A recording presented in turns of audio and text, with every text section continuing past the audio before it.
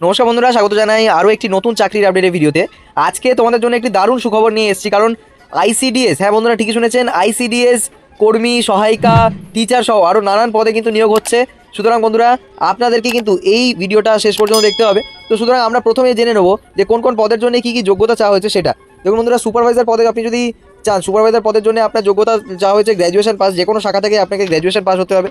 এবং যদি আপনি টিচার পদের জন্য আবেদন করতে চান, তাহলে আপনার টিচার পোস্টের জন্য আপনাকে মাধ্যমিক উচ্চ মাধ্যমিক পাস থাকতে হবে, ঠিক আছে, উচ্চ মাধ্যমিক পাস যোগ্যতা লাগবে। যদি আপনি কর্মী পদে আবেদন করতে চান, তাহলে কর্মী পদের জন্য কিন্তু আপনার উচ্চ মাধ্যমিক পাসও প্রয়োজন রয়েছে।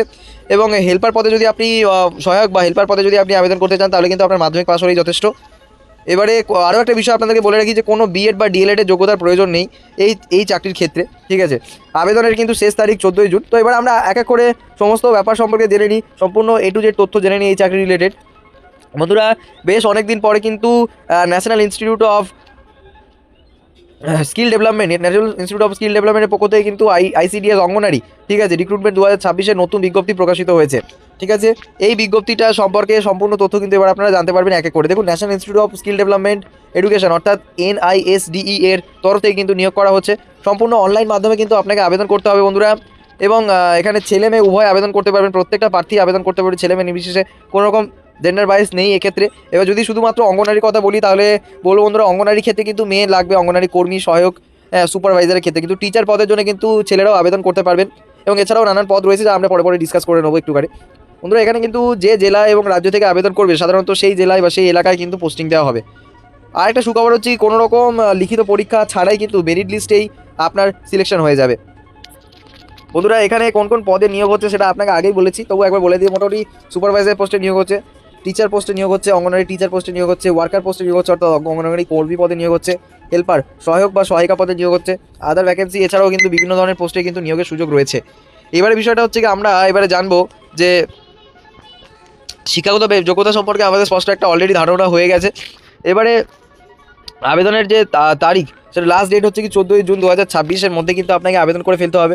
আবেদন কিন্তু এখন এই মুহূর্তে লাইভ আছে এবং সম্পূর্ণ অনলাইন বেসিসে কিন্তু আপনাকে আবেদন করতে হবে।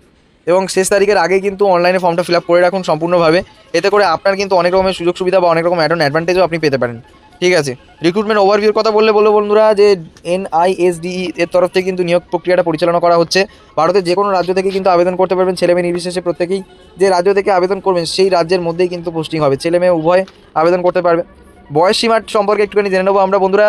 এখানে যদি আপনি আবেদন করতে চান, তাহলে আপনাদের বয়স হতে হবে ন্যূনতম 17 বছর হতে হবে, কারণ মাধ্যমিক পাশে যেহেতু আবেদন করতে পারবেন, সে কারণ ন্যূনতম 17 বছর এবং সর্বোচ্চ 37 বছর পর্যন্ত ক্যান্ডিডেটরা আবেদন করতে পারবে। ওকে, তো 31 মার্চ অনুযায়ী কিন্তু আপনার বয়স গণনা করা হবে। হ্যাঁ বন্ধুরা, ঠিকই শুনেছেন, অবাক হবেন না যদিও, কিন্তু 31 মার্চ অনুযায়ী আপনার কিন্তু বয়স গণনা করা হবে। সরকারি নিয়ম অনুযায়ী কিন্তু বয়সের ছাড়ও কিন্তু আপনি পাবেন, এই ব্যাপারটা কিন্তু আপনি মাথায় রাখতে পারেন। এবারে বিষয়টা হচ্ছে বন্ধুরা, আপনারা যেটা বললাম যে আপনারা বিভিন্ন জেলা থেকে আবেদন করতে পারবেন, এবং আপনি কোন জেলা থেকে আবেদন করবেন সেই ব্যাপারটা আমাদেরকে কমেন্টে জানান। সেই মতো করে যদি কোনো রকম পার্টিকুলার ইনফরমেশন থাকে আমাদের কাছে, সেটা কিন্তু আপনাদেরকে আমরা পাঠিয়ে দেবো, এবং আপনাদের জন্য আমাদের কমেন্টে অবশ্যই জানাবেন যে আপনি কোন জেলা থেকে আবেদন করতে চাইছেন এবং কোন পদের জন্য আবেদন করতে চাইছেন।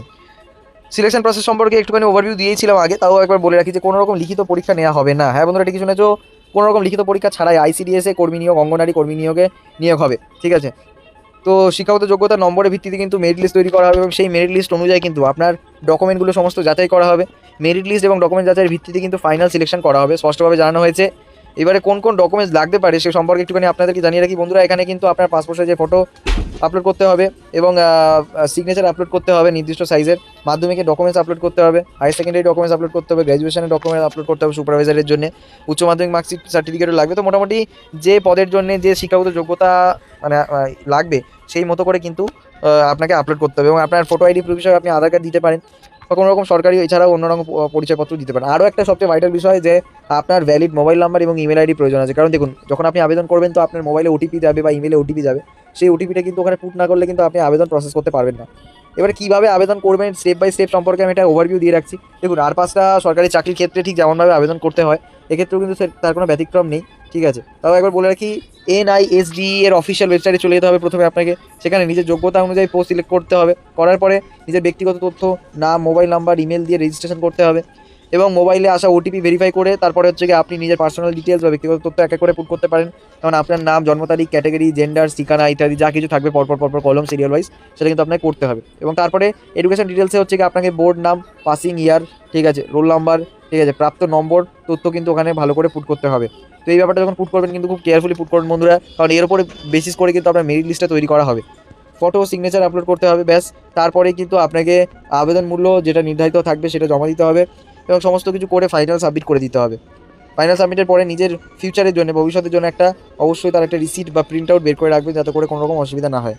এবার স্যালারি কথা বলতে গেলে পোস্ট অনুযায়ী আলাদা আলাদা বেতন আছে। সুপারভাইজার, টিচার পোস্টে তুলনামূলক বেশি বেতন পাওয়া যেতে পারে এবং সংস্থার নিয়ম অনুযায়ী কিন্তু অন্যান্য সুযোগ সুবিধাও কিন্তু প্রযোজ্য থাকতে পারে, ঠিক আছে। তো সুতরাং বন্ধুরা, বেশ অনেক দিন পরে কিন্তু আইসিডিএস অঙ্গনারী সহায়ক কর্মী থেকে শুরু করে সুপারভাইজার থেকে শুরু করে টিচার থেকে শুরু করে নানান পদে কিন্তু নিয়োগ করার বিজ্ঞপ্তি জারি হয়েছে। সুতরাং যারা এতদিন ধরে অপেক্ষা করছিলেন আইসিডিএস অঙ্গনারী রিক্রুটমেন্টের জন্য, তাদের বলবো যত তাড়াতাড়ি সম্ভব আপনারা কিন্তু আবেদন করে ফেলুন। কোনো রকমভাবেই কিন্তু সময় নষ্ট করবেন না, ঠিক আছে, কারণ আবেদন কিন্তু লাইভ আছে। আপনাকে যথাযথ ওয়েবসাইটে যেতে হবে, গিয়ে সমস্ত কিছু ফিল আপ করতে হবে। যদি আপনার ফিল আপ করতে কোনো রকম অসুবিধা হয় তাহলে কিন্তু অবশ্যই আমাদের এই ভিডিওর কমেন্টে জানাবেন। আমরা কিন্তু তার উপরে ফর্ম ফিল আপের উপরে একটা ডেডিকেটেডলি ভিডিও আনার চেষ্টা করব। তো বন্ধুরা, এই ছিল আজকের চাকরির সম্পূর্ণ তথ্য।